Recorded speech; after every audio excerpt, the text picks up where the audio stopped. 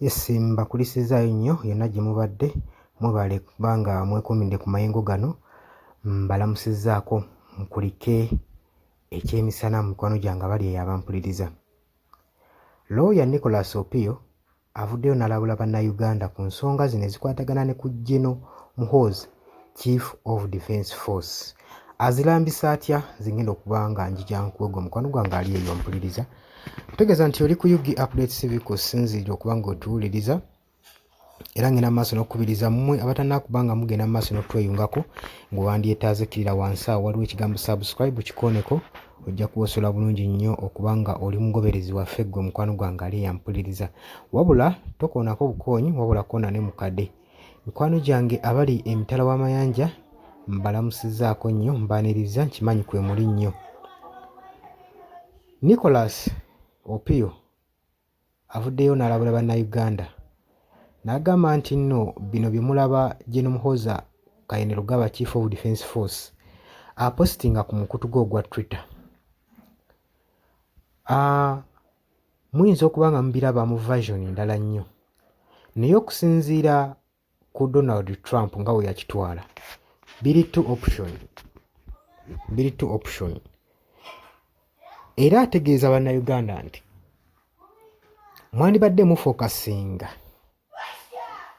ne mukola ebintu ebibatwala mu maaso ssaako n'okuweereza constituency zammwe n'okulaakulanya ensi yammwe, kubanga ye bino ebigambo General Muhoozi Kainerugaba byapostinga agirabanga strategic key factor eri awo, embala eyateekebwawo gavumenti okusobola okudistractinga, okubuzaabuza ku biki ebigenda mu maaso, okubuzaabuza ebyo ebiri ku ssiini ebiri emabega.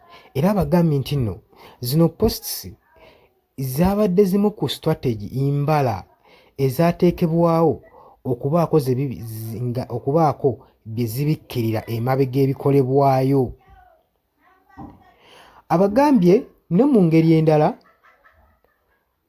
buli wayongera okukola kino kimufuula popular eri abantu, olw'ensonga nti nno abakulembeze muna mugenda kuvaayo mu commentinge ku kyaba postinze. We munaavaayo ne mu commentinga kigenda ku attractinga bannayuganda bangi okumanya biki bye yayogedde, biki bye yabadde ataddeyo. We banaabireetera abasinga bajja picking interest because they are just funnies. Ebimu bajja picking interest, abamu tebajja picking interest. Naye ku bantu nga 10 atisa ajja kubaako nga 2 baasikiriza. Kitegeeza ki?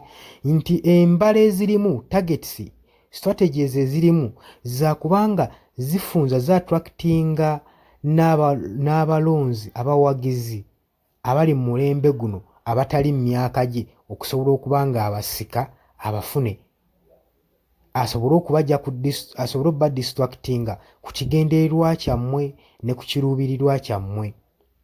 Buli wanaava n'apostinga n'agamba ngenda kutemako Robert Kyagulanyi Ssentamu omutwe, bangi bagenda kuvaayo, naddala abawagizi abafolowinga Robert Kyagulanyi Ssentamu batunuulire banoonyereze musajja kyayagala okuggyako Bobi Wine omutwe. Banaakizwa nti General Muhoozi Kainerugaba kubanga waliyo abali eyo nga tebamumanyi na bitiibwa bye byali mbawulirabulizi Muhoozi Kainerugaba, tebamumanyi na waafaanana. Ne we yeesimayo tebamanyi nti nno ono yali azzeeko ne ku posti yonna yonna ng'akoze ekibiina ng'agala kwesimbawo ku byabufuzi. Kati eno eringawo omwapu, eno eringa rehearsal gy'alimu okugezesebwa asobole okuba nga anyiikira mu bantu okumumanya. Abagambye nti nno mu birabanga bino ebintu nti nno abiteekawo for jokes nti byakusaaga nti just a mistake. This is not a mistake. This is the strategy of the government. Eno project namba kati we bituuse eyina byekwekereza emabega okusobola divertinga bannayuganda. Focus bagijje ku mulamwa, bagijje ku bintu ebitwala mu maaso, basobole okuba nga bafokasinga ku General Muhoozi Kainerugaba. Kati banaamala ofokasinga ku ye, naye kennyini atandike benyo bafiidinga ekyo kyabadde ayagala okubafiidingamu. Gwe teweebuuza lwaki akawunti ya Twitter bagijjako ne exitinga ate kati ne bamala ne bagizaako. Kati ate yakomyewo buto, bakirabyemu. Baakoze research ennaku ze yamala ng'agiggadde Muhoozi Kainerugaba yali takyaliwo enemu. kati yakomyewo ku Twitter ku social media n'akomawo. Waliwo ekintu kye mutannategeera ku social media bannange, era abakulembeze abali eyo nga mulwanira eyo mu byalo mbasaasira.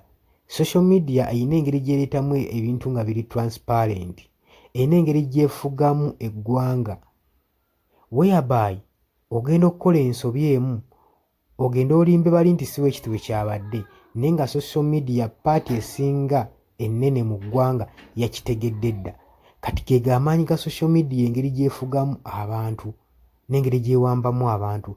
That's why nti General Muhoozi Kainerugaba niwe yanduse kati n'agenda ku TV n'ayogera teyandivuddeyo na kumanyikibwa nga kuno kwalimu ng'ayita ku social media. So waliwo ebintu bye mugaya, temugaya social media, mugyongeremu bwogezi maanyi nammwe mulabe engeri butya bwe muyinza ogikozesaamu okusobola okulaba ng'etuukiriza ebiruubirirwa byammwe bye mugoba, okusobola okulaba ng'ebayambako. Wetubagamba okusubscribinga tetubeera mu kwebalaatira kyoba twagala okuba okuweza aba followers nedda, wabula tuba tuteekawo engeri gye tuyinza okutemamu empenda naffe eddoboozi lyaffe, eddoboozi ly'abakulembeze okusobola okutuuka ku bantu baffe basobole okutegeera ekituufu n'amazima mukwano gwange ali eyampuliriza. Gwe kati simanyi ndowoozayo, naye okusinziira ku Nicholas Opio agamba bino ebintu mwanisaanye ne mubitwala mpola ne mubyegendereza n'obyegendereza, mufokasinge ku byammwe. Ebigambo bya General Muhoozi Kainerugaba bya postinze mubiggyiremu ddala, kugamba mubimmire ddala amazzi, temubirowooza nako kubanga kyayagala mubirowoozeeko, mutakule emitwe musobole okuba nga mudaivatingibwa. Abadde Nicholas Opio yavuddeyo n'ayogera ebintu ebifaanaganako w'ebityo gwe mukwano gwange ali eyampuliriza.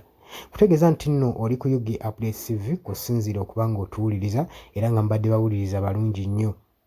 Naawe gwe mukwano gwange naggambye agala otwegattako, kira wansi waliwo ekigambo subscribe kikooneko, ojja kuba osobola bulungi otwegattako. Mbaagala nnyo, mweraba.